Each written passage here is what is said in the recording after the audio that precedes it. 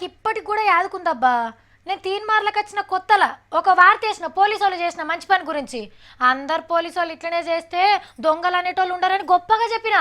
మరి వాళ్ళు ఒక దొంగకు చేసిన సాయం అంత గొప్పగా అనిపించింది. కానీ ఇప్పుడు చూడు ఏం జరిగిందో. కుక్కతో ఒక చక్కగా చేసుడు, దొంగని బుద్ధి మంచిగా చేసుడు ఎవరితో నన్ను అవుతుందా?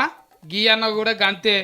పేరు వంశీధర్ రెడ్డి, మారిపోయిన మాజీ దొంగోడు అంట అని పోలీసు వాళ్ళు నెత్తికి ఇన్ని పైసలు జమ చేసుకొని ఎల్బీ నగర్లో చాయ్ దుకాణం పెట్టి ఇచ్చిండ్రు గఫట్లా. కానీ లష్కల రూపాయలు చూసినోనికి చిల్లర పైసలు కంటికి ఆంతయా? సుత్తెలు ఈ స్కూల్ డ్రైవర్లతోని తాళాలు వలగొట్టేటోని చీఫ్గా షాయలు గలుపుడేంది అంటాను అనుకున్నట్టున్నాడు. పండుకున్న దొంగోడు మళ్ళా నిద్రలకెళ్ళి వేసిండు. చాలా సిట్టుగా దొంగ డ్యూటీ చేసిండు. ఈ బంగారం అంతా ఇండ్లలో దోసుకొచ్చిందే. 40 తులాల మీదనే ఉంటుందంట. అయ్యో పాపం అంటే 6 నెలల శాపం పెట్టినట్టు బతుకుతాడని తను సాయం చేస్తే గీ తీల్రా పోలీసు వాళ్ళ రుణం తీర్చుకున్నాడు. ఏం బుద్ధులు రా నాయన. మళ్ళా ఇంకో దొంగోనికి సాయం చేయకుండా చేస్తేవి.